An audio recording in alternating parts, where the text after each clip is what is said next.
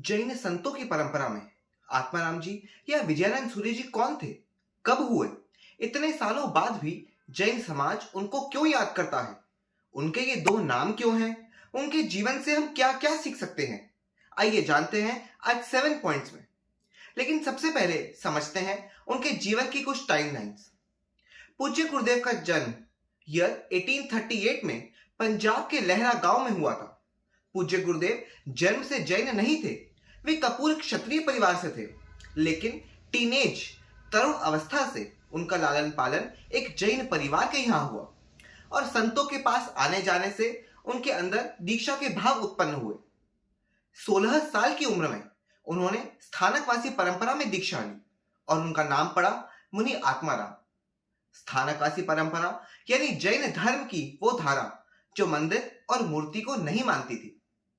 लगभग 21 साल तक वे एक स्थानकवासी मुनि रहे, लेकिन इस दरमियान उन्होंने शास्त्रों आगमों का सही अध्ययन किया और उन्हें एहसास हुआ कि भगवान की मूर्ति भी भगवान की तरह ही पूजनीय है।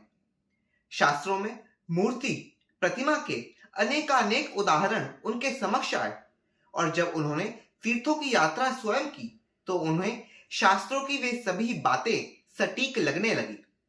इसलिए लगभग 37 साल की उम्र में उन्होंने स्थानकवासी परंपरा को छोड़कर श्वेतांबर मूर्ति पूजक परंपरा में श्री बुद्धि विजय जी महाराज बुट्टी राय जी के पास दोबारा दीक्षा ग्रहण की। अब उनका नाम हुआ मुनि आनंद विजय।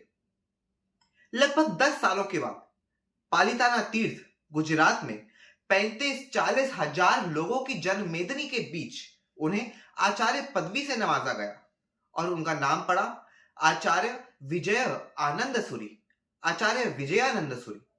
और इस कारण वे आत्माराम और विजयानंद इन दो नामों से प्रसिद्ध हुए। आकस्मिक रूप से लगभग 59 वर्ष की आयु में ईयर 1897 में स्वास्थ्य बिगड़ने से गुजरांवाला यानी वर्तमान पाकिस्तान में उनका काल धर्म हो गया। आखिर उनके जीवन की ऐसी क्या बातें हैं जो 140 साल बीतने के बाद भी हम पूज्य गुरुदेव को याद करते हैं। आइए जानते हैं मात्र 7 पॉइंट्स में। नंबर 1, पूज्य गुरुदेव विश्व प्रसिद्ध थे। कई विदेशी विद्वान भी उनसे प्रश्नों के उत्तर लिया करते थे। अमेरिका के शिकागो तक उनके कार्यों की गूंज पहुंची थी। ध्यान रखने वाली बात यह है कि उस समय कोई सोशल मीडिया का युग नहीं था, फिर भी ईयर 1893 में शिकागो में हुए पार्लियामेंट ऑफ वर्ल्ड रिलीजन यानी विश्व धर्म संसद में उन्हें आमंत्रित किया गया। हालांकि साधु मर्यादा के कारण वे नहीं गए, पर उन्होंने वीरचंद्र राघव गांधी नाम के एक श्रावक को तैयार किया, अपने निबंध के साथ उस आयोजन में भेजा। Point of our introspection is, क्या हम में इतना सत्व है, इतना ज्ञान है कि हम औरों को जिन धर्म के बारे में समझा सकें, शासन से औरों को जोड़ सकें और इतनी प्रसिद्धि के बाद भी डाउन टू अर्थ रहना, विनयवंत रहना क्या हमारे लिए संभव है, पॉसिबल है? नंबर 2, पूज्य गुरुदेव सत्यनिष्ठ थे। उन्हें पढ़ने का, सच जानने का रस था, तभी अजैन से जैन बने और जैन से जैनाचार्य बने। अनेक जनों ने उन्हें भ्रमित करने की कोशिश की कि आप व्याकरण मत पढ़ो, आप बाकी शास्त्र मत पढ़ो, लेकिन उन्होंने प्रभु पर विश्वास रखकर सत्य की गहराइयों में जानने की रुचि रखी।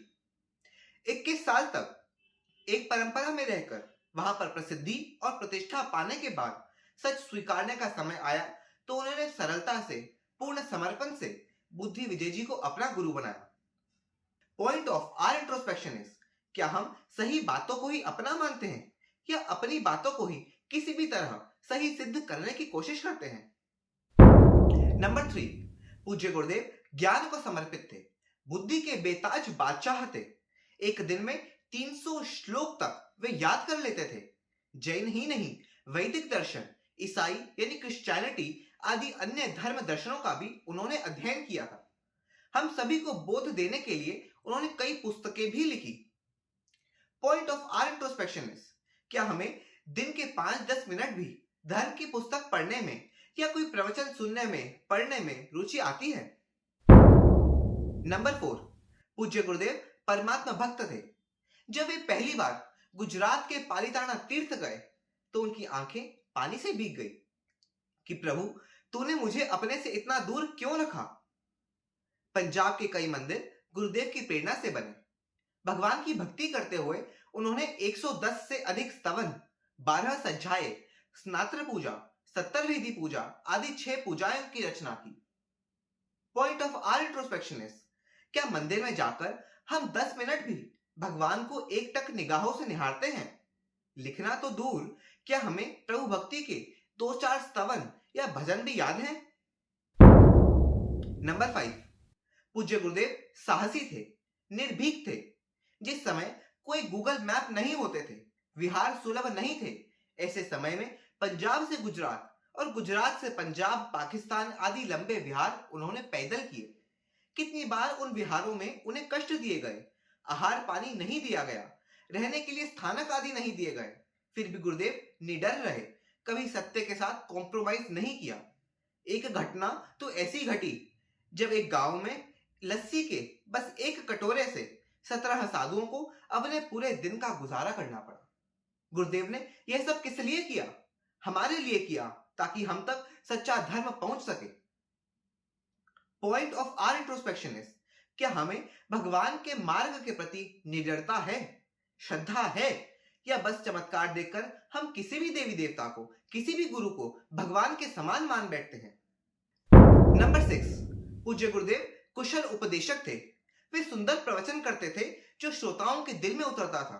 पंजाब में सैकड़ों लोगों को उन्होंने जैन धर्म का मर्म समझाया।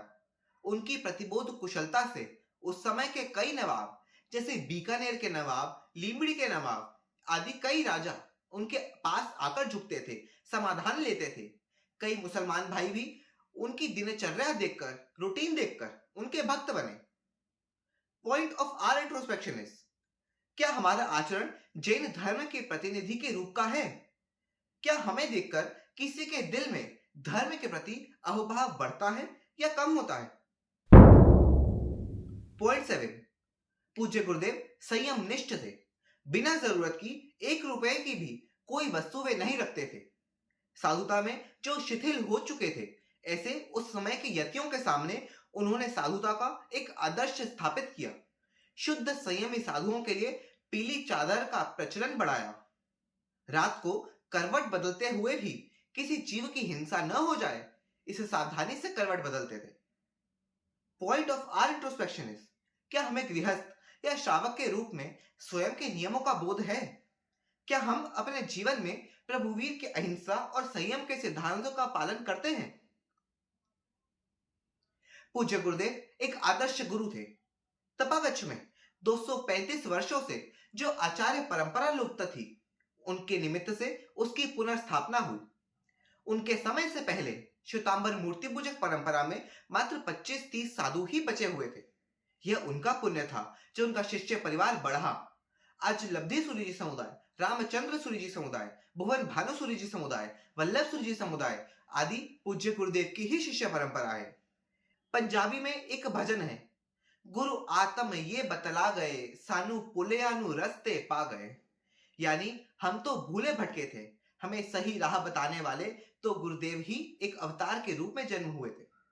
जिन शासन के ऐसे महान संत को हमारा कोटिशः कोटिशः नमन।